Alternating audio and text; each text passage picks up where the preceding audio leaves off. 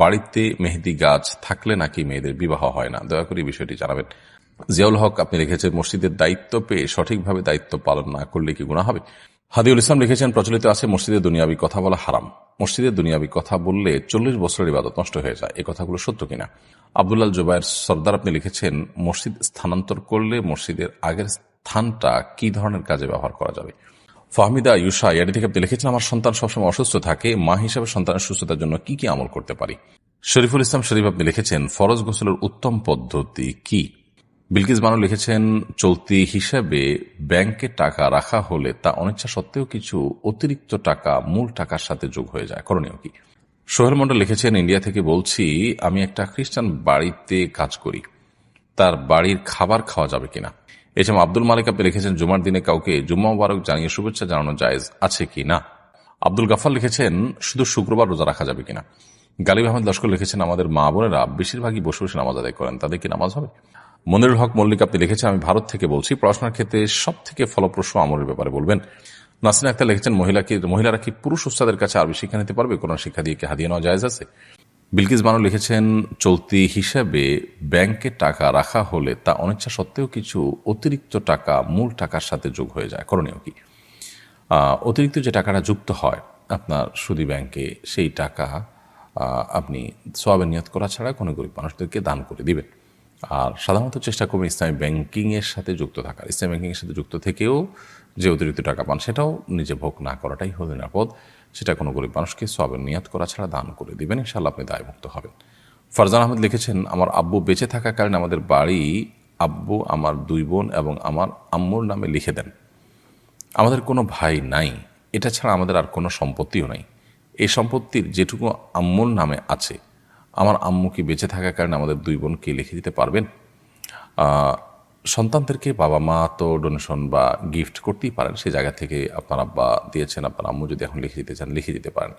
কিন্তু তার উদ্দেশ্য যদি হয় অন্য ওয়ারিসরা যেন না পায়, তাদেরকে ঠকানো বা তারা যেন না পান, তো সেটা অনুচিত কাজ হবে। আসলে আল্লাহ রাব্বুল আলামিনের প্রতি আমাদের এই বিশ্বাস থাকা উচিত যে রিজিকের মালিক আল্লাহ তাআলা। আমরা আমাদের কোনো সম্পদ কোনো ওয়ারিস পেতে পারে না আমার মৃত্যুর পর, শরীয়ত যেহেতু তার ভাগ রেখেছে, সেটা যেন না পায় সেই জন্য আমি এভাবে করে দিলাম, এমনটি করা অনুচিত। হ্যাঁ, আমার সন্তানরা অনেক অভাবী, তাদের আসলে বিকল্প কোনো পথ নাই, সেই জায়গা থেকে তাদেরকে আমি গিফট করে দিলাম, এটা জায়েজ আছে। অন্যকে ঠকানো বা অন্য যেন না পায় সেটা উদ্দেশ্য না। উদ্দেশ্য হলে এদের আসলে এই সবটুকুই এদের না হলে নয়, এ পর্যায়ের তারা কষ্টে আছে, তাহলে তাদের জন্য আমি এটা দিয়ে দিলাম, সেটা জায়েজ আছে। তবে কিছুটা সম্পদ হলেও যদি রেখে দেওয়া হয় অন্যান্য ওয়ারিসদের জন্য, সেটা সর্বোত্তম। নূর মোহাম্মদ আপনি লিখেছেন, সফরে বের হলে সফর পরিমাণ দূরত্ব অতিক্রম করলে কসর পড়তে হবে নাকি বাসা থেকে বের হওয়ার পর থেকেই কসর করা যাবে? সফরে বের হলে আপনি সফরের পরিমাণ দূরত্ব অতিক্রম করার পর কসর প্রযোজ্য হবে, বাট এরকম না। বরং আপনার নিজের বাসা শুধু নয়, বাসার পাশাপাশি আপনার নিজের যে মহল্লার এরিয়া আছে, আপনার একটা মহল্লার একটা এলাকার নাগরিক যে সুবিধা সাধারণত থাকে, এই পুরো সুবিধা সম্বলিত যে এলাকা আছে, ধরুন আপনি কোনো উপজেলায় থাকেন, উপজেলা পরিষদ পার হলেন, আপনি কোনো সিটি কর্পোরেশন এরিয়া থাকেন, সেটা এরিয়া পার হলেন, তো আপনি কোনো ইউনিয়নে থাকেন, সেই ইউনিয়ন পার হয়ে গেলেন, তো এরকম নিজস্ব যে এরিয়া আছে, এই এরিয়া যখন আমরা ক্রস করে চলে যাব, তখন আমাদের কসরের এই সুবিধা বা সফরের বিভিন্ন বিধিবিধান আমাদের জন্য প্রযোজ্য হবে এবং সবগুলো আমাদের জন্য তখন কার্যকর হবে। এমডি ফারহান সানি আপনি লিখেছেন, আপনার স্কিল ডেভেলপমেন্ট কোর্সগুলো অনলাইন ভিত্তিক করলে আমরা খুবই উপকৃত হতাম, যদি এ বিষয়ে কিছু বলতেন। দেখুন, অনলাইনে সব কিছু শেখানো সম্ভব হয় না। আমাদের স্কিল ডেভেলপমেন্ট ইনস্টিটিউটের ওয়েব ডেভেলপমেন্ট কোর্স সেটা অনলাইন ভিত্তিক। ওয়েব ডেভেলপমেন্ট কোর্সটা আমরা শুরুতে অনলাইন ভিত্তিক করি, এরপরে সেটাকে অফলাইনে আনা হয়। কিন্তু সাধারণত এখানে অফলাইনে কোর্সগুলো কমপ্লিট করতে হয়, অনলাইনে করলে আপনার যথাযথভাবে এগুলোর হক আদায় করা সম্ভবপর হয় না। যেখানে অনলাইনে করা সম্ভব সেখানে আসলে আমরা অনলাইন করার চেষ্টা করি। সোহেল মন্ডল লিখেছেন, ইন্ডিয়া থেকে বলছি, আমি একটা খ্রিস্টান বাড়িতে কাজ করি, তার বাড়ির খাবার খাওয়া যাবে কিনা? হালাল খাবার দিলে সেটা খেতে পারেন, তার খাবার যদি হারাম কিছু না থাকে, অপবিত্র কিছু না থাকে, আপনি খেতে পারেন, কোনো অসুবিধা নেই।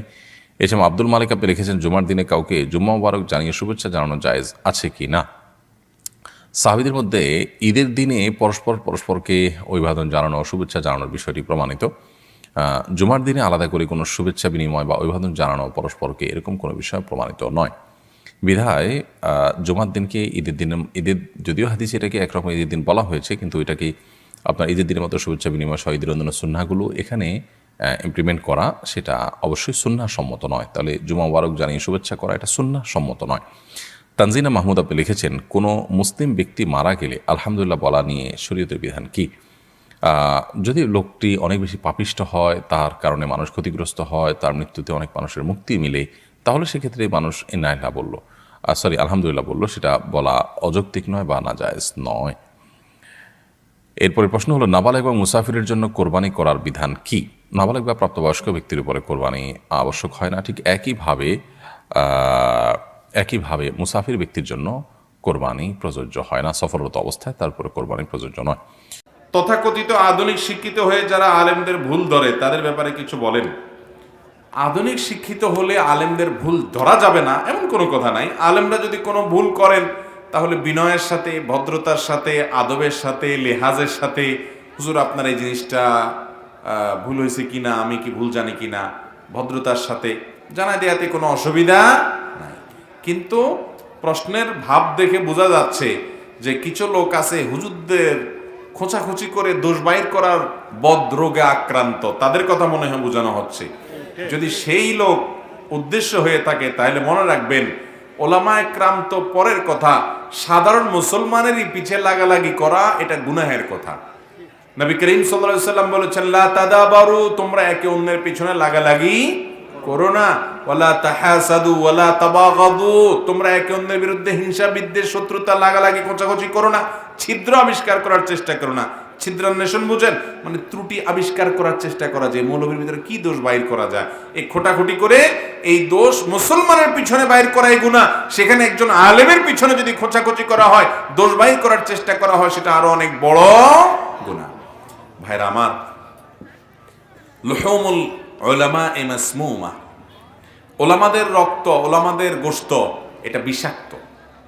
বিষাক্ত মানে বুঝেন, মানে কারোর পেছনে তার গীবত করা মানে মৃত মানুষের গোশত খাওয়ার মতো। কোরআনে আল্লাহ বলেছেন না? তো ওলামাদের পেছনে যারা দুশ্চর্চা করেন, তাদের পেছনে নিন্দাবাদ করে বেড়ান, তারা এই কাজটা করে যে মৃত ভাইয়ের গোশত খাচ্ছেন, যে এই গোশতটা বিষ মিশানো গোশত, অর্থাৎ এটা থেকে ধ্বংসের শেষ প্রান্তে নিয়ে যাবে ওলামাদের বিরুদ্ধে এই সমস্ত ষড়যন্ত্রে লিপ্ত হলে। বিভিন্ন এলাকাতে ইমাম সাহেবদের, আলেম ওলামাদের পিছে লাগার কিছু লোক আছে, হুজুর তাদের পিছনে লাগবে। মনে রাখবেন, ওলামাদের মোহাব্বত করাও ইবাদত, ওলামাদের মোহাব্বত করাও, আর ওলামাদের পেছনে লাগা, বিদ্বেষ করা, শত্রুতা করা গুনাহ। দুঃখজনক যে অনেক ওলামারাই নিজেদের বিরুদ্ধে নিজেরা লাগালাগি করেন, এটা খুবই দুঃখজনক, লজ্জাজনক। তো তারা এরকম বিচ্ছিন্ন যে দুই চারজন কোনো গুনাহে লিপ্ত হন, আমরা সাধারণ মানুষ সেখান থেকে খারাপটা অনুসরণ করব না, আমরা ভালোটাকে শেখার এবং অনুসরণ করার চেষ্টা। অতএব ওলামাদের পিছনে লাগালাগি করবেন না ভাইরা। সাধারণ মানুষের পিছনে লাগাই যেখানে গুনাহ, সেখানে ওলামাদের পিছনে লাগাতে অনেক বড় গুনাহ। আমাদের এলাকায় ফজরের আজানের পূর্বে মসজিদের মাইকে হালকা জিকির করে এরপর আজান দেওয়া হয়, এটা করা যাবে কিনা? আজানের আগে হালকা কিংবা ভারী কোনো জিকিরের নির্দেশ কোরআন হাদিসে নাই। হালকা বা ভারী কোনো জিকিরের নির্দেশ কোরআন হাদিসে, আজানের সময় আজান দিয়ে দিবেন ডাইরেক্ট, আজান আগে আলাদা করে জিকির করার দরকার নাই। মাইক টেস্টিং করার দরকার, মাইক টেস্টিং করবেন, সেটা ভিন্ন বিষয়। কিন্তু আপনার কিছু সময় জিকির, অনেক এলাকাতে যেটা আগের দিকে আছে, আগে আসসালাতু ওয়াসসালামু আলাইকা ইয়া রাসূলুল্লাহ এই জাতীয় অনেক দুরূদ পড়ে তারপরে আজান দেন। ভাই, আজান মুহাম্মদ সাল্লাল্লাহু আলাইহি সাল্লামের সময় দেওয়া হয়েছে না হয় নাই? আজান শুরুই তো হয়েছে ওনার সময়, ওনার মাধ্যমে, ঠিক না ঠিক? তো সে আজান বেলাল রাদিয়াল্লাহু তাআলা আনহু মদিনাতে, মক্কাতে আজান সারা জীবন দিয়েছেন না, দেন নাই? তো সে আজানের আগে ওনারা যদি কোনো হালকা বা ভারী জিকির করে থাকেন কিংবা দুরূদ পড়ে থাকেন, তো আমরাও করব। যদি আজানের আগে আর নতুন করে কোনো কিছু ওনারা না করেন, তাহলে আমাদেরকে করার নির্দেশ কে দিল? ইসলামটা হলো অনুসরণের নাম। ইসলামটা কিসের নাম ভাই? প্রতিটা ইবাদত কিভাবে করতে হবে তার দৃষ্টান্ত মুহাম্মদ সাল্লাল্লাহু আলাইহি সাল্লাম দিয়ে গেছেন না, জান নাই? অতএব আজানের আগে আর কোনো কিছু বলার কোনো নির্দেশ, বিশেষ করে জিকির, আজকার, দোয়া, দুরূদ কোনো কিছু মাইকে বলতে হবে, অন্যদেরকে শোনাতে হবে, এরকম কোনো নির্দেশ কোরআন হাদিসে কোথাও। আজানের আগে আর কিছু নাই ভাই। হ্যাঁ, আজানের পরে আছে। আজানের পরে কি আছে? দুরূদ শরীফ পড়বেন। আজানের পরে আপনি আজানের দোয়া পড়বেন। এগুলো সুন্নাহ দ্বারা সাবেত এবং প্রমাণিত আছে। হাদিউল ইসলাম লিখেছেন, প্রচলিত আছে মসজিদে দুনিয়াবি কথা বলা হারাম। মসজিদে দুনিয়াবি কথা বললে 40 বছরের ইবাদত নষ্ট হয়ে যায়, এই কথাগুলো সত্য কিনা? মসজিদে দুনিয়াবি কথা বলা হারাম, সেখানে কথা বললে 40 বছরের ইবাদত নষ্ট হয়ে যায়, এরকম কোনো হাদিস আসলে নেই, এভাবে কোনো হাদিস বর্ণিত হয়নি। তবে এটা ঠিক যে মসজিদ তৈরি করা হয়েছে আল্লাহর ইবাদতের জন্য, সেখানে সালাত, তেলাওয়াত, জিকির, অন্যান্য নেকামলের জন্যই এই মসজিদকে তৈরি করা হয়েছে। অতএব মসজিদে যদি কেউ বেচা কেনা করেন, মসজিদে যদি কেউ হারানো জিনিস নিয়ে ঘোষণা দেন, সেটা নিষিদ্ধ। হাদিসে পরিষ্কারভাবে সেটিকে নিষেধ করা হয়েছে এবং নাজায়েজ গুনাহের কাজ হিসাবে আখ্যায়িত করা হয়েছে। অতএব মসজিদকে নিছক ব্যবসা বাণিজ্যের জন্য, দুনিয়াবি কাজের জন্য যদি নির্ধারণ করে কেউ, রেস্ট করার দরকার, মসজিদে রেস্ট করেন তিনি, এটা তার রেস্টের জায়গা, অথবা সেখানে বসে তিনি ব্যবসায়িক মিটিং করেন, পণ্য রাখেন, বেচা কিনা করেন, তো সেগুলো নিষেধ এবং নাজায়েজ, সেভাবে কোনো সন্দেহ নেই। তবে মসজিদের দুনিয়াবি কথা এটা যদি প্রাসঙ্গিকভাবে আসে, একটা হলো দুনিয়াবি আলাপের জন্য আপনি বাহির থেকে সেখানে ব্যবসায়িক মিটিং সেট করে দুনিয়াবি আলাপ করলেন, সেটা নিষেধ এবং নাজায়েজ। কিন্তু আপনি কথা প্রসঙ্গে দুনিয়ার কোনো প্রসঙ্গ আসলো এবং সেটা নিয়ে বললেন, প্রসঙ্গত বললেন, তো সেটা নাজায়েজ বা হারাম নয়। নবী করিম সাল্লাল্লাহু আলাইহি ওয়াসাল্লাম বিভিন্ন বক্তব্যে দুনিয়াবি বিভিন্ন বিষয় এরকম উঠে এসেছে, মাঝে মধ্যে দেখা গেছে প্রসঙ্গত কোনো দুনিয়াবি বিষয়, পার্থিব কোনো বিষয় উঠে এসেছে, তো সেটা তিনি কথা বলেছেন, এগুলো হারাম নয়, নিষেধ নয়, নাজায়েজ নয়। বিশেষ করে সমাজের মানুষের কল্যাণের জন্য যদি দুনিয়াবি কথা বলতে হয়, আমাদের পরিবার, সমাজ, ব্যক্তির কল্যাণের জন্য বলতে হয়, তখন সেই দুনিয়াবি কথা বলা তো আরও ভালোভাবে, বরং সেটি জায়েজ, কারণ সেটা মানুষের কল্যাণার্থে বলা হয়ে থাকে। বিধায় মসজিদে সর্বাবস্থায় সাধারণভাবে দুনিয়াবি কথা বলা হারাম, এরকমটি মনে করার কারণ নেই। আবদুল্লাহ জুবায়ের সর্দার আপনি লিখেছেন, মসজিদ স্থানান্তর করলে মসজিদের আগের স্থানটা কী ধরনের কাজে ব্যবহার করা যাবে? মসজিদ স্থানান্তর করলে ফোকাহে হানাফের মতে ওই জায়গাটি চিরকালের জন্য মসজিদ হিসাবেই থাকবে, আগের পুরাতন জায়গাটি, সেটাকে ঘেরাও করে রাখতে হবে, সেটা সম্মান রক্ষা করতে হবে। যদিও সৌদি আরবের সাবেক গ্র্যান্ড মুফতি এবং শেখ আব্দুল্লাহ বিন আব্দুল্লাহ বিন বাদর রাহিমাহুল্লাহ তিনি এক্ষেত্রে, তিনি সহ সৌদি আরবের উলামা ইকরাম বলেন যে না, ওই জায়গা যদি আর মসজিদ হিসাবে থাকার কোনো কারণ না থাকে, বসতি নাই সেখানে, মসজিদের বেনিফিট সেখানে আর পাওয়া যাবে না, তাহলে জায়গাটা ফেলে না রেখে অন্য কোনো কল্যাণমূলক কাজে ব্যবহার করা যাবে, বা এটা বিক্রি করে পরবর্তী মসজিদ যেটা, সেটার জায়গা অ্যাড করা যাবে, এরকমটি তিনি বলেন। যদিও ফোকা হানাফের মত, যেটি আমরা বললাম যে হানাফি মাযহাবের মত হলো যে না, মসজিদের জায়গা হিসাবে যেটি নির্ধারিত হয়ে গেছে, একবার ওয়াকফ করে দেওয়া হয়েছে, সেই জায়গা যদি পরিবর্তন হয় কোনো কারণে, সেটা পাশে অন্য জায়গা, বড় জায়গা নিয়ে করতে হয়, এখানে আর জায়গা বড় করার সুযোগ নেই, তাহলে সেক্ষেত্রে এই জায়গাটি চিরকাল মসজিদ হিসাবেই থাকতে হবে। আর না হলে এক্সটেনশন করা গেলে এখান থেকে এক্সটেনশন করবেন, এটাকে অন্য কাজে, অন্য কোনো কাজে ব্যবহার করবেন না। ফাহমিদা ইউসা ইয়ারি থেকে আপনি লিখেছেন, আমার সন্তান সবসময় অসুস্থ থাকে, মা হিসাবে সন্তানের সুস্থতার জন্য কি কি আমল করতে পারি? বোন ফাহমিদা, আল্লাহ তাআলা আপনার সন্তানকে পরিপূর্ণ সেবা দান করুন, আমরা দোয়া করি।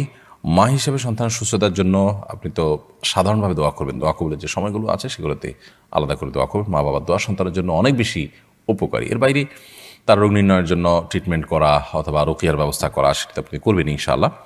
পাশাপাশি জমজমের পানি পান করাতে পারেন যদি সুযোগ থাকে।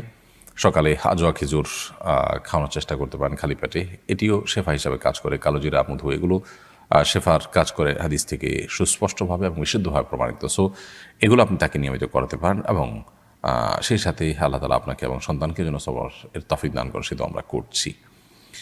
শরীফুল ইসলাম শরীফ আপনি লিখেছেন, ফরজ গোসলের উত্তম পদ্ধতি কি? ফরজ গোসলের উত্তম পদ্ধতি, সুন্নাহসম্মত পদ্ধতি, সেটাই উত্তম পদ্ধতি। আর সুন্নাহসম্মত পদ্ধতি হলো যে শরীরের কোনো জায়গায় অথবা কাপড়ে নাপাক লাগলে প্রথমে সেই জায়গাটাকে আলতো করে ধুয়ে ফেলতে হবে, পরিষ্কার করে ফেলতে হবে। এরপর শরীর এবং কাপড়ের উভয় জায়গার নাপাক জায়গাটাকে ধুয়ে ফেলার পর আপনি 2 হাতের কবজি 3 বার ধুয়ে কুলি করে নাকে পানি দিয়ে মুখ ধুয়ে 3 বার ঠিক উজু করার মতো করে মুখ হাত ধুয়ে মাথা মাসে করে উজু করবেন। শুধুমাত্র উজুর যে পাও ধোয়ার কাজটা বাকি রেখে এবার আপনি গোসল করে ফেলবেন। গোসল করে আপনি ওয়াশরুম থেকে বের হয়ে আসার সময় পাও টাকনো পর্যন্ত ধুয়ে বের হয়ে যাবেন। তাহলে সেক্ষেত্রে এটি হলো সুন্নাহসম্মত গোসল, অর্থাৎ উজু এবং গোসল একসাথে হয়ে গেল এই নিয়মে। আর এই নিয়মের ব্যত্যয় করে যদি আপনি ফরজ গোসল করেন তাহলে সেক্ষেত্রে গোসল হয়ে যাবে, কিন্তু সুন্নাহসম্মত না হওয়ার কারণে গোসলটা কারণে আপনি আলাদা সওয়াব পাবেন না, সুন্নাহ আদায় করার সওয়াব পাবেন না। আর ফরজ গোসলের ক্ষেত্রে মনে রাখতে হবে যে 3 বার কুলি করা এবং গড়গড়া করে কুলি করা, যদি রোজাদার না হন। রোজাদার হলে সেক্ষেত্রে গড়গড়া করবেন না, রোজাদার না হলে গড়গড়া করে কুলি করবেন এবং নাকে পানি দিবেন, যতটুকু সম্ভব নাকে পানি দিয়ে নাক ঝাড়বেন। তো এই কাজগুলো করে আপনি গোসল সম্পন্ন করবেন। নাইম মাওলা আপনি লিখেছেন, উপজেলা নির্বাচনের কার্যক্রম চলছে, অনেক প্রার্থী মসজিদে এসে নির্বাচনী প্রচারণা চালাচ্ছে, এটা কি করা উচিত?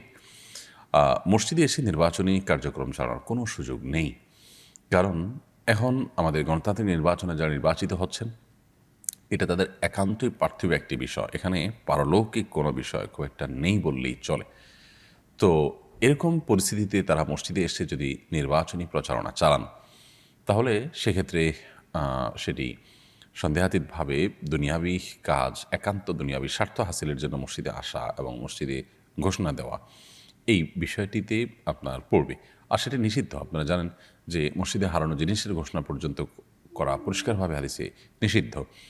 তো সেখানে আপনি মসজিদে এসে মানুষদের কাছে অন্য জিনিস চাইলেন, এটা জায়েজ হতে পারে না। এই জন্যই তো কোনো ভিক্ষুক মসজিদে দাঁড়িয়ে ভিক্ষা করার পরেও নিষেধাজ্ঞা রয়েছে। তিনি মসজিদের বাইরে দাঁড়াতে পারেন, মানুষের কাছে চাইতে পারেন, কিন্তু মসজিদের ভিতরে নয়, কারণ মসজিদকে এটাকে উপার্জনের জায়গা বানানো উচিত নয়।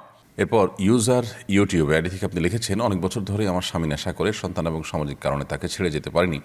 এতে কি আমার গুনাহ হচ্ছে? মাঝে মাঝে তার সাথে অনেক খারাপ ব্যবহার করি তার এই স্বভাবের কারণে, আমার কী করণীয় জানাবেন? দেখুন, প্রথম কথা হলো যে কোনো স্বামী যদি নেশাগ্রস্ত হন অথবা খারাপ কোনো কাজ করেন, বদভ্যাসে থাকেন, গুনাহে লিপ্ত থাকেন, তাকে সংশোধনের চেষ্টা তো একজন স্ত্রী অবশ্যই করবেন, নেককার স্ত্রী।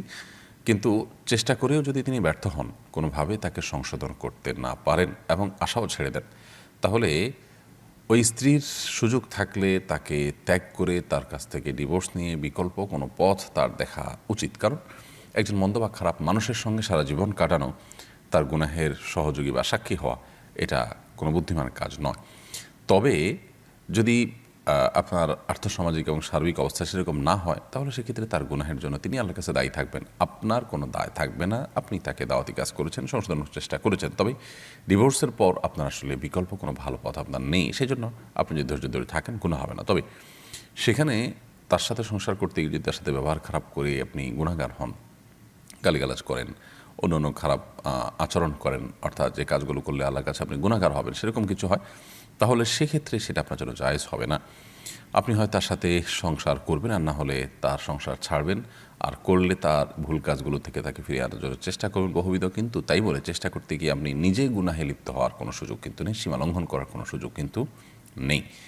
আল্লাহ সুবহানাহু ওয়া তাআলা কোরআন কারিমে পরিষ্কারভাবে আমাদেরকে নির্দেশনা দিয়েছে, যদি স্বামী স্ত্রী পরস্পর একে অন্যের সাথে সংসার করতে গেলে গুনাহে লিপ্ত হয়ে যাওয়ার আশঙ্কা আছে, সীমা লঙ্ঘন হয়ে যাওয়ার আশঙ্কা আছে, তাহলে সেক্ষেত্রে তাদের জন্য ছাড়াছাড়ির পথ বেছে নিতে হবে।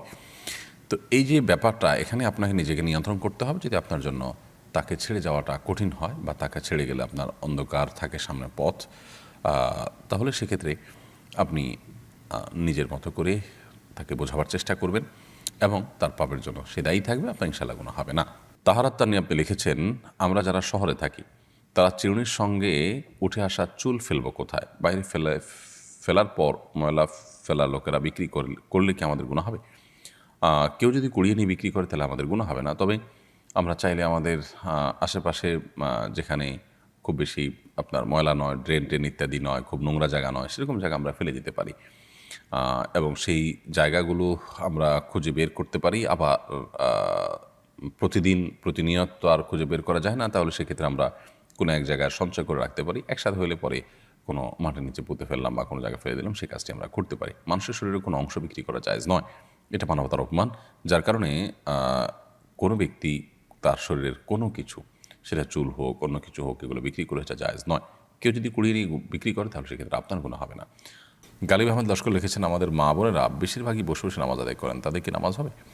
মা বোনরা কতটা বসে বসে নামাজ আদায় করেন আমি জানি না, তবে অনেক পুরুষদেরকে দেখি যে আমরা চেয়ারে বসে তারা নামাজ আদায় করেন। একান্ত আপনার সেরকম শরিয়াত আপনার অ্যালাউ করতে পারে সে পরিমাণ মাজুর হওয়া ছাড়াও। তো মা বোন হোক আর পুরুষ হোক, যে কেউ হোক, সুস্থ সবল থাকা অবস্থায়ও তিনি যদি বসে বসে ফরজ নামাজ আদায় করেন, তার নামাজ হবে না। আর যদি নফল নামাজ পড়েন বসে বসে, তাহলে নামাজ হয়ে যাবে, সওয়াব কম হবে।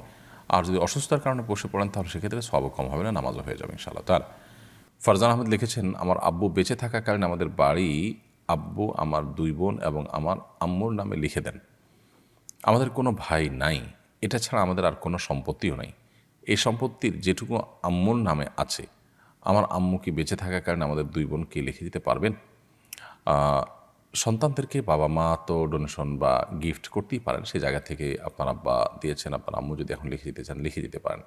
কিন্তু তার উদ্দেশ্য যদি হয় অন্য ওয়ারিসরা যেন না পায়, তাদেরকে ঠকানো বা তারা যেন না পান, তো সেটা অনুচিত কাজ হবে। আসলে আল্লাহ রাব্বুল আলামিনের প্রতি আমাদের এই বিশ্বাস থাকা উচিত যে রিজিকের মালিক আল্লাহ তাআলা। আমরা আমাদের কোনো সম্পদ কোনো ওয়ারিস পেতে পারে না আমার মৃত্যুর পর, শরীয়ত যেহেতু তার ভাগ রেখেছে সেটা যেন না পায়, সেই জন্য আমি এভাবে করে দিলাম, এমনটি করা অনুচিত। হ্যাঁ, আমার সন্তানরা অনেক অভাবী, তাদের আসলে বিকল্প কোনো পথ নাই, সেই জায়গা থেকে তাদেরকে আমি গিফট করে দিলাম, এটা জায়েজ আছে।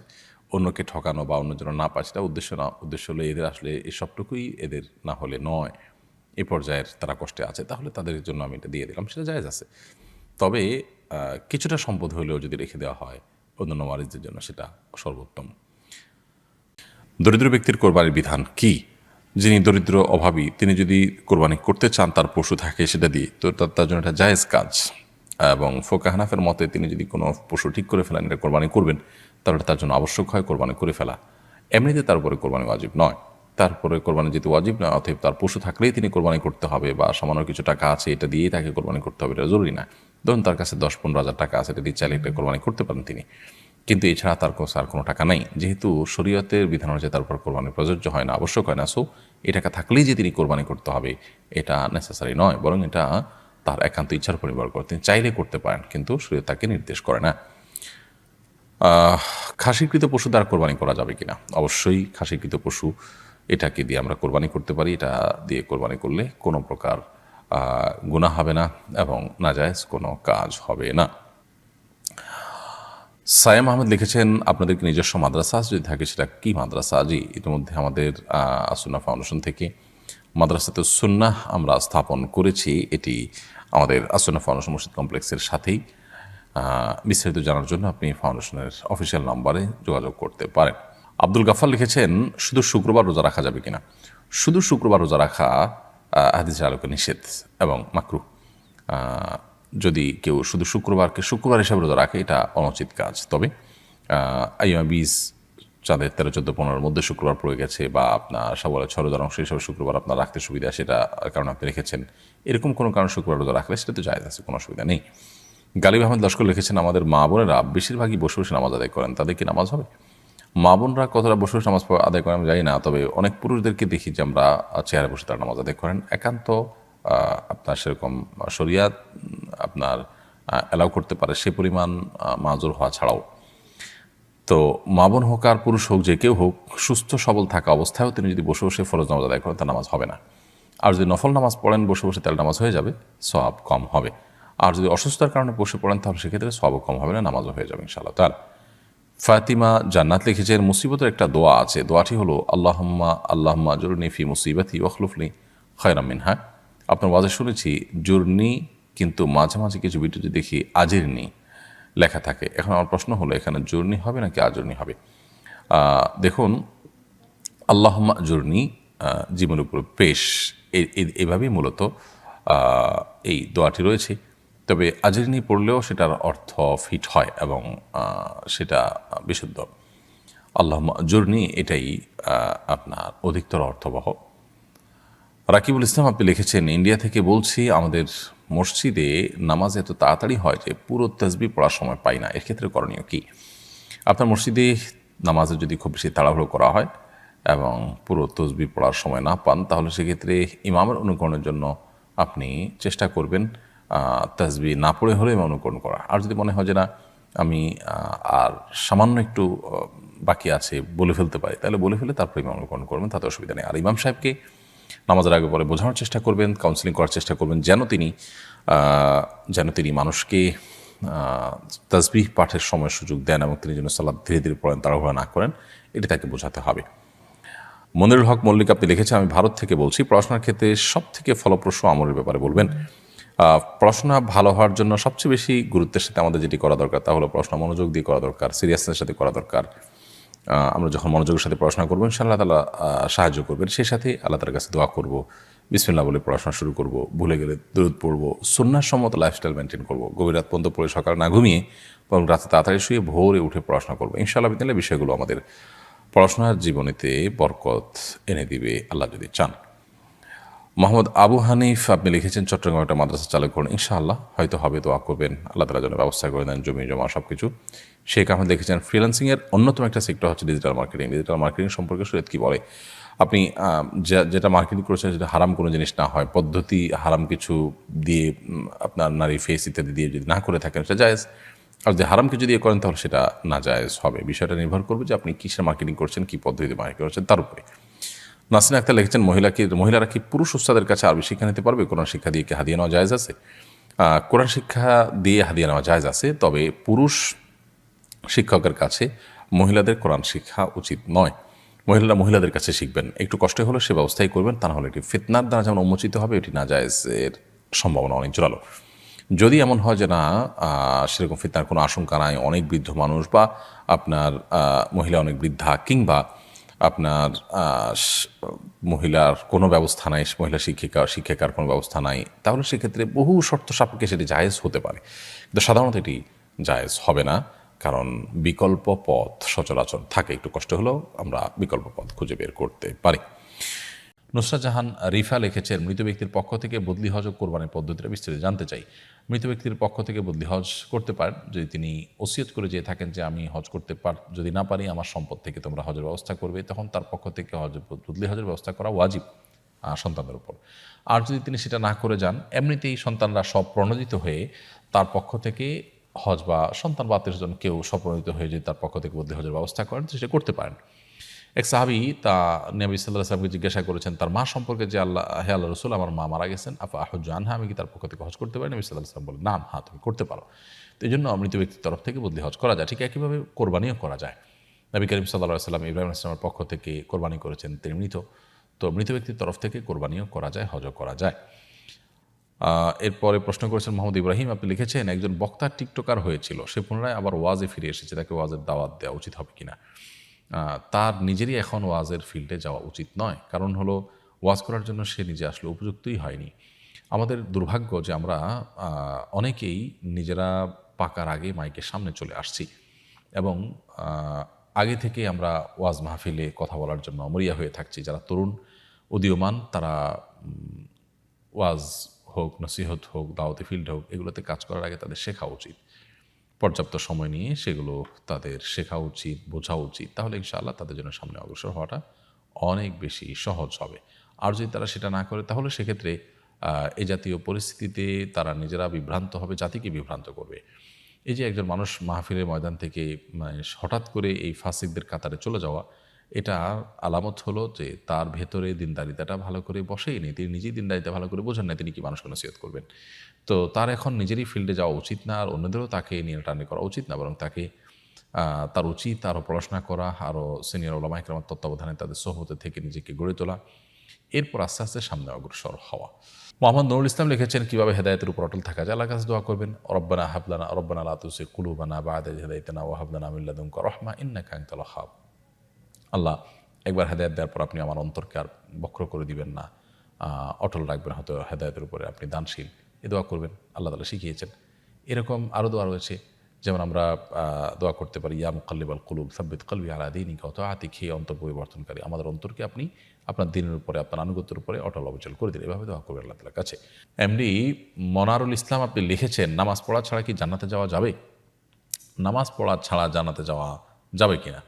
একজন মানুষ ঈমান এনেছেন, ঈমান আনার পর নামাজের ওয়াক্ত হওয়ার আগে আগেই তিনি মৃত্যুবরণ করলেন, বা নামাজ পড়ার সুযোগ পাওয়ার আগে মৃত্যুবরণ করলেন, তিনি জান্নাতে যেতেও পারেন। কিন্তু কেউ নামাজের সুযোগ পেয়েছেন, তিনি মুসলমান, অবলীলায় একটার পর একটা ওয়াক্ত নামাজ নষ্ট করছেন, এরপর তিনি জান্নাতে যাওয়ার প্রত্যাশা জোরালোভাবে করতে পারেন না। ইমাম আবু হানিফা রাহিমাহুল্লাহ সহ অনেক ইমামদের মতেই যদি কেউ ঈমান আনার পর নামাজ ত্যাগ করেন বা নামাজ অবহেলা করেন, কিন্তু তার ভিতরে নামাজ না পড়ার কারণে অপরাধ বোধ থেকে থাকে, তাহলে অবশ্যই তিনি অপরাধ বোধ যে আছে এই কারণে মুসলিম, এবং সেই হিসাবে আল্লাহ তাআলা চাইলে তার অপরাধ মাফ করে তাকে জান্নাত দিতে পারেন, সে সম্ভাবনা থাকে। বাট কোরআন এবং হাদিসকে আমরা যদি অ্যানালাইসিস করি, তাহলে দেখি যে ইচ্ছাকৃতভাবে ঠান্ডা মাথায় নামাজ ত্যাগকারী ব্যক্তি, তার জন্য জান্নাতের পথ অত্যন্ত কঠোর। এবং আল্লাহ তাআলা কোরআনে কারীমে বলেছেন যে জাহান্নামীদেরকে জান্নাতীরা কিয়ামতে যখন তারা জাহান্নামের আযাবে ভোগ থাকবে, তখন তাদেরকে জিজ্ঞাসা করবেন যে মা সালাকাকুম ফি সাকার, তোমাদের কি জাহান্নামে কিসে নিক্ষেপ করেছে? তখন তারা বলবে ক্বালু লাম নাকু মিনাল মুসাল্লিন, আমরা নামাজই ছিলাম না, এই কারণে আমাদেরকে জাহান্নামে আসতে হয়েছে। এখান থেকে বোঝা যায় যে জান্নাতে যাওয়ার আশা করা সুদূর পরা হতো যদি কেউ ইচ্ছাকৃত ঠান্ডা মাথায় নামাজ ত্যাগ করে। আল্লাহ তাআলার রহমত অনুগ্রহ হলে জাস্ট ইমানের ভিত্তিতে আল্লাহ তাআলা কাউকে চাইলে মাফ করে দিতে পারেন, সেটা অপশনাল। কিন্তু কোরআন হাদিস বলছে যে নামাজ ইচ্ছাকৃতভাবে ত্যাগ করা ব্যক্তি জাহান্নামে যাবে। সো আমাদের সতর্ক থাকতে হবে এবং জান্নাতে যাওয়ার আশা করে বসে থাকলাম আর নামাজ পড়লাম না, এটা হলো এক ধরনের গাছ লাগিয়ে আরেক ধরনের ফসল আশা করার মতো। আখি আক্তার আপনি লিখেছেন, আলহামদুলিল্লাহ আমি পরীক্ষায় অন্যটা দেখে লিখি না, কারণ আমি জানি এটা হারাম। কিন্তু অনেক সময় আমার আশপাশের লোকজন অন্য কাউকে প্রশ্ন করে উত্তর বলার সময় সেই উত্তরটা আমি শুনে ফেলি, আমি সেই উত্তরটা নিজের খাতায় লিখলে কেমন গুনাহ হবে? ইচ্ছার বাইরে যদি এরকম হয় যে আপনি জেনে গেছেন, এখন জেনে যাওয়ার পরে আপনি তো আর ভুল লিখবেন না, তাহলে সেটা আপনার জন্য জায়েজ হতে পারে। কিন্তু আপনি ইচ্ছাকৃতভাবে কারোর খাতা দেখবেন না, সেটাই হলো মূল বিষয়। আপনি কারোর খাতা দেখছেন না, দেখেননি, কিন্তু আপনার জানা হয়ে গেছে যে কোনোভাবে আপনি লিখেছেন, আশা করা যায় এর কারণে আপনি গুনাহগার হবেন না। তোহা জান্নাত আপনি লিখেছেন, মাগরিবের সময় ঘরের সামনের দরজা খোলা রাখতে হয় এবং পেছনের দরজা বন্ধ রাখতে হয়, ধারণা কতটুকু যুক্তিযুক্ত? না, এর সাথে কোরআন এবং হাদিসের কোনো সম্পর্ক নেই, এটি নিছকই আমাদের মন গড়া ধারণা মাত্র। মাগরিবের সময় সামনের দরজা খোলা রাখতে হয়, পিছনের দরজা বন্ধ রাখতে হয়, বা সামনেরটা বন্ধ পিছনেরটা খোলা রাখতে হয়, এরকম কোনো কথা নেই। তবে এটা ঠিক যে সন্ধ্যার সময় বাচ্চাদেরকে, শিশুদেরকে বাহিরে বিচরণ করতে দেওয়া উচিত নয়, বাইরে নিয়ে যাওয়া উচিত নয়। এই সময়গুলোতে দুষ্ট জিন বা শয়তানের অনেক বেশি বিচরণ হয়ে থাকে, বাচ্চাদের ক্ষতির কারণ হতে পারে। এই জায়গা থেকে হাদিসে বাচ্চাদেরকে এই সময়টাতে বাসার বাইরে রাখতে নিষেধ করা হয়েছে। এর বাইরে আপনার দরজা এটা খোলা যাবে ওটা খোলা যাবে না এমন কোনো কথা বলা নেই। গোলাম মোস্তফা এর দিকে আপনি লিখেছেন, আমি 6,000 টাকা কোরবানির জন্য রেখেছিলাম, কিন্তু ঋণের চাপে সে টাকা দিয়ে ঋণ আদায় করেছি, এখন টাকা নেই, আমাকে কি কোরবানি আদায় করতে হবে? না, আপনার জন্য কোরবানি করা আবশ্যক নয়। আপনি বরং ঋণ করে যদি কোরবানি করতে হয় এবং সেটাকে যদি আপনার আদায় করা আপনার জন্য টাফ হয়, তাহলে সেটা আপনার জন্য জরুরি নয়। কোরবানি করাটাকে আমরা প্রত্যেকটা মানুষ নিজের জন্য আবশ্যক করে ফেলেছি, অথচ এটি যদি কেউ আর্থিকভাবে দুর্বল থাকেন বা ঋণগ্রস্ত থাকেন, তার জন্য আবশ্যক হয় না। সাদিয়া আপনি লিখেছেন, আমার সন্তান গর্ভে মারা গিয়েছিল, তার আকিকা কি দিতে হবে? বিচার দিবসে আমার এই সন্তানকে কি তার বাবার পরিচয়ে ডাকা হবে? আপনার সন্তান যিনি গর্ভে মারা গিয়েছেন, আল্লাহ তাআলা তার কষ্ট আপনাকে সইবার শক্তি দান করুন। গর্ভে মারা গেলে সে সন্তানের আকিকা দেওয়ার কোনো প্রয়োজন নেই। আকিকা দেওয়ার পর সপ্তম দিন পর্যন্ত থাকলে তখন জন্মের পর সপ্তম দিন পর্যন্ত থাকলে তখন আকিকা দেওয়ার প্রশ্ন আসবে। আর অবশ্যই কিয়ামত দিবসে তাকে তার বাবার সাথে সম্বন্ধ করে ডাকা হবে ইনশাআল্লাহ তাআলা। আহমেদ রবিন খান আপনি লিখেছেন, শিক্ষকরা যদি শরীরের কোনো স্থানে প্রহার করে তাহলে সেই স্থান কি জান্নাতে যাবে? এটা ছোটবেলা থেকে শুনে আসছিলাম, একেবারে কুসংস্কারাচ্ছন্ন কথা। ছোট পোলাপানকে প্রবোধ দেওয়ার জন্য, সান্ত্বনা দেওয়ার জন্য এই জাতীয় কথা বলা হতো, কিন্তু এরকম কথা বলা অনুচিত এবং ভুল কাজ। কোরআন হাদিসের নামে মিথ্যা কথা বললে সেটি ভয়াবহ গুনাহের কথা, সেটি থেকে আমাদের বেঁচে থাকা কর্তব্য। শিক্ষক কোনো জায়গায় প্রহার করলে সেটি জান্নাতে যাবে, জাহান্নাম থেকে মুক্ত থাকবে, এরকমটি ভুল কথা। এরকম যদি হতো তাহলে পুরো শরীরে শিক্ষককে দিয়ে হালকা পাতলা করে পিটিয়ে জাহান্নাম থেকে মুক্ত আমরা হয়ে যেতাম, খুব সহজ একটা ওয়ে হতো, তাই না? তো এরকম কোনো কথা কোরআন হাদিস দ্বারা প্রমাণিত না, সম্পূর্ণ মন গড়া কথা। মনজুর মুর্শিদ লিখেছেন, জাকাত খাওয়া ব্যক্তির সাথে শেয়ারে কোরবানি দেওয়া যাবে কিনা? উনি জাকাত খাওয়ার উপযুক্ত নন, তারপরে জাকাত খাচ্ছেন। যিনি জাকাত খাচ্ছেন এই ব্যক্তির সাথে যদি আপনি কোরবানি দেন, কোরবানি দিতে পারেন, এটা কোনো হারাম হবে না। একজন গরিব মানুষ, তিনি জাকাতের টাকা পেয়েছেন, তিনি করে সেই জাকাতের টাকা সংগ্রহ করে সেটা দিয়ে তিনি কোরবানি করতে চাইলে সেটা নাজায়েজ বা হারাম কোনো কাজ নয়। আপনি তার সাথে কোরবানি দিলে কোরবানি জায়েজ হবে। তার উপার্জন হারাম হলে সেটা নিয়ে কোরবানি দেওয়া যাবে কিনা সেটা হলো ভিন্ন প্রসঙ্গ, সেটা নিয়ে অবশ্য আমাদের ইখতিলাফ আছে। শাকিলা জামান জুথি আপনি লিখেছেন, স্বামী মারা যাওয়ার পরে কোথায় ইদ্যত পালন করতে হবে? শ্বশুর বাড়ি, বাপের বাড়ি, নাকি যেখানে ভাড়া থাকে সেখানে? জানাবেন প্লিজ। স্বামী মারা যাওয়ার পর ইদ্যত পালন করবেন যেখানে স্বামী মারা গেছেন সেখানে, স্বামীর বাড়ি হতে পারে। স্বামীর বাড়িতে সাধারণত স্বামী মারা যান, অতএব সেখানে আপনি ইদ্যত পালন করবেন, আপনার নিজস্ব নিরাপদ কক্ষ থাকলে সেখানে। আর যদি সেখানে নিজের বসবাস করাটা নিরাপদ না হয়, সেফ না হয় স্বামীর মৃত্যুর পর, তাহলে সেক্ষেত্রে আপনি নিজের বাবার বাড়িতে গিয়ে বা নিজের নিরাপদ জায়গায় গিয়ে আপনি ইদ্যত পালন করতে পারবেন। শরীফুল ইসলাম লিখেছেন, আপনি যে বৃষ্টির জন্য নামাজ পড়েছেন, এক হুজুর এটার বিরোধিতা করেছেন, আপনি নাকি হাত তুলে মোনাজাত করা বিদআত মনে করা সত্ত্বেও নামাজের পরে হাত তুলে মোনাজাত করেছেন, এই বিপরীত সম্পর্কে কি বলবেন? ভাই শরীফুল ইসলাম, প্রথমত কথা হলো যে বৃষ্টি প্রার্থনার যে সালাত, এই সালাতে নবী করিম সাল্লাল্লাহু আলাইহি সাল্লাম হাত তুলে মোনাজাত করেছেন, সাহাবীর হাত তুলে মোনাজাত করেছেন। নামাজের পর হাত তুলে মোনাজাত করাটাকে আমরা বিদআত বলি না, অনেকে ভুল বোঝেন বিষয়গুলোকে। নামাজের পর দোয়া কবুলের জায়গা, যে কেউ আল্লাহ তাআলার কাছে দোয়া করতে পারেন, বরং আমাদের চাওয়াগুলোকে পেশ করা উচিত আল্লাহ তাআলার কাছে। তবে নামাজের পর যে ট্র্যাডিশনাল দোয়া, সম্মিলিত দোয়া, যে কনসেপ্ট আমাদের সমাজে প্রতিষ্ঠিত আছে, এটি সুন্নাহ দ্বারা সাবেত নয়। এটি আমাদের সমাজে যেভাবে প্রতিষ্ঠিত আছে এটাকে বিদআত মানে বেদাতের পর্যায়ে আমরা নিয়ে গেছি, অর্থাৎ এটাকে আমরা নামাজের পাঠ বানিয়ে নিয়েছি এবং এটাকে ট্র্যাডিশন বানিয়ে ফেলেছি। এর বাইরে আমরা নামাজের কথা চিন্তাও করতে পারি না। পুরো সমাজের চিত্র এরকম, সেজন্য সেটিকে আমরা বেদাত মনে করি। তবে ইস্তেসকা বা বৃষ্টি প্রার্থনার নামাজটাতে তো নবী করিম সাল্লাল্লাহু আলাইহি ওয়াসাল্লাম পড়েছেন। নবী করিম সাল্লাল্লাহু আলাইহি ওয়াসাল্লাম যেখানে যেটা করেছেন সেটার নাম সুন্নাহ, যেটা করেন নাই সেটা খেলাফে সুন্নাহ।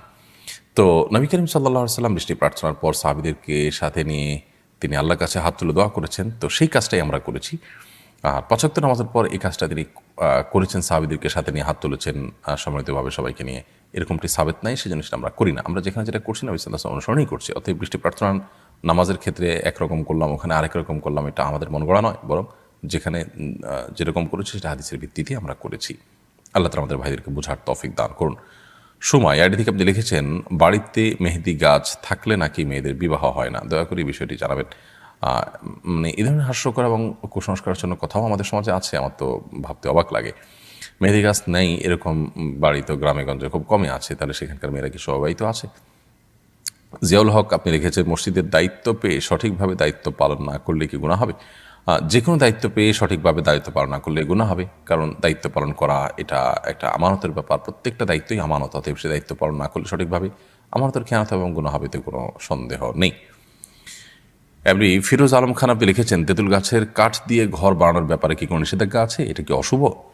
না, এরকম কোনো অশুভ নাই। যে কোনো গাছের কাঠই আমরা আমাদের ঘর বাড়িতে লাগাতে পারবো, এতে কল্যাণ কোনো ব্যাপার নেই। আমরা যদি এরকম কোনো কিছু মনে করে থাকি সেটা একান্তই আমাদের কুসংস্কার ছাড়া আর কিছুই নয়। ইমরান খান লিখেছেন, আমার মা ইন্তেকাল করেছেন, মামারা শহরে যে বাসায় থাকেন সেটা আমার নানুর নামে হওয়ায় সবাই এর অংশীদার। মামা আমাদের অংশটুকু তাদের নামে লিখে দেওয়ার জন্য চাপ দিচ্ছেন, ছোট খালাও বলছেন লিখে দেওয়ার জন্য, কিন্তু আমি রাজি নই। এই কারণে মামারা আমাদের সঙ্গে সম্পর্ক ছিন্ন করেছেন। এখন আমার করণীয় কি, পরামর্শ কামনা করছি। আপনার নানুর নামে যে জায়গাটা ছিল সেই জায়গাটা যদি আপনার নানুর হয়ে থাকে বা আপনার নানা থেকে আপনার নানু পেয়ে থাকেন, অর্থাৎ তিনি যদি মালিক হয়ে থাকেন, তাহলে আপনার মা সেটার ওয়ারিস। অতএব আপনার নানির মৃত্যুর পর যদি আপনার মায়ের মৃত্যু হয়ে থাকে, তাহলে সেখানে তার অংশীদারিত্ব নিশ্চিত হয়ে যায়। আর আপনার নানুর জীবদ্দশায় যদি আপনার মার ইন্তেকাল হয়ে যায়, তাহলে কিন্তু সেখানে আপনাদের কোনো অংশীদারিত্ব নেই। তাহলে এখানে কয়েকটা হয়ে গেল, কয়েকটা ভাগ হয়ে গেল। সম্পদটা যদি আপনার নানুর হয়ে থাকে, আপনার নানা থেকে পেয়েছেন বা তিনি নিজের বাবার বাড়ি থেকে পেয়েছেন, যেভাবে পেয়েছেন তার হয়ে থাকে, তাহলে আপনার মা সেখানে ভাগ থাকতে পারে। আপনার নানুর নামে কিন্তু সম্পদটা আসলে আপনার মামা নিজের টাকায় কিনেছেন, জাস্ট মায়ের নামে রেখেছেন, এরকম যদি হয় তাহলে সেখানে কিন্তু আপনাদের কোনো অংশ থাকবে না। তো আপনার নানুর নামে যেটি, সেটি আপনার নানু আপনার নানা থেকে পেয়েছেন বা নিজে কিনেছেন, অর্থাৎ আপনার মামাদের নয় অ্যাটলিস্ট, সেরকম যদি হয় তাহলে সেক্ষেত্রে সেখানে আপনার মায়ের অংশ থাকবে, যদি আপনার নানু মৃত্যুর পর আপনার মায়ের মৃত্যু হয়, তাহলে সেক্ষেত্রে আপনাদের ভাগ আছে। সেই ভাগ দেওয়ার জন্য যদি আপনাদেরকে চাপ দেয় মামা বা খালারা, তো সেই চাপ মানতে আপনারা বাধ্য নন। এক্ষেত্রে আপনার মামারা যদি আপনাদের সাথে সম্পর্ক ছিন্ন করেন বা সম্পর্ক নষ্ট করেন, সেক্ষেত্রে তারা গুনাহগার হবেন, এটা তাদের দোষ। তবে আপনারা তাদের জন্য স্যাক্রিফাইস করতে পারলে, সুযোগ থাকলে আপনারা করবেন, যদি করার প্রয়োজন হয়, তারা অভাবী হয়, নিঃস্ব হয়, আল্লাহ আপনাদেরকে স্বাবলম্বী করে থাকেন, সেটা আপনাদের চেষ্টা করা কর্তব্য, যদি আপনাদের সেরকম অবস্থা থাকে, আপনারা অবস্থাশালী, তারা দুর্বল, এরকম যদি হয়। আর যদি সেরকমটি না হয়, এমনকি সেটা হলেও আপনার জন্য বাধ্যতামূলক নয়, আমি জাস্ট উত্তম অনুত্তম বলেছি, এটা করতে পারলে ভালো হয় যদি তারা দুর্বল থাকেন। আদারওয়াইজ এটা আপনাদের জন্য না জরুরি, না আবশ্যক, এর কারণে তারা যদি মনক্ষুণ্ণ হন, সম্পর্ক নষ্ট করেন, সেটা একান্ত তাদের ব্যাপার এবং তারা গুনাহগার হবেন। এরপরে আজমাইন আকিব আপনি লিখেছেন, আমার বাবা পুলিশ অফিসার ছিলেন, তার উপার্জনের হারাম হালাল মিশ্রিত ছিল, তার ইনকামের টাকায় অনেক সম্পদ করেছেন, তিনি মারা যাওয়ার পর সম্পদ মা এবং আমাদের ভাই বোনদের মধ্যে বণ্টিত হয়েছে। এখন আমার অংশ কি আমার জন্য ভোগ করা হালাল হবে? সে সম্পদ না থাকলে আমাকে দরিদ্র বলা চলে। আমি একজন ছাত্র, দৈনিক 200 টাকা ইনকাম আমার, দয়া করে জানাবেন। হারাম এবং হালাল মিশ্র উপার্জন হলে কী পরিমাণ হারাম উপার্জন হতে পারে, সেই বিষয়টাকে বের করে ধীরে ধীরে হলেও সেই টাকা সওয়াবে নিয়ত করা ছাড়া দান করে দিয়ে আপনার বাবাকে দায়মুক্ত করার চেষ্টা আপনাদের করা উচিত এবং আপনাদের নিজেদেরও দায়মুক্ত হওয়ার চেষ্টা করা উচিত। যেহেতু তার হালাল হারাম দুরকম উপার্জনই ছিল, অতএব তার সব উপার্জন বা সব সম্পদ তার হারাম নয়, তবে রেশিওটা আনুমানিক কীরকম হতে পারে সেটা বের করে তারপর সেটা ধীরে ধীরে হলেও, একসাথে না পারলে ধীরে ধীরে হলেও সেটা দিয়ে আপনাদেরকে দায়মুক্ত হতে হবে।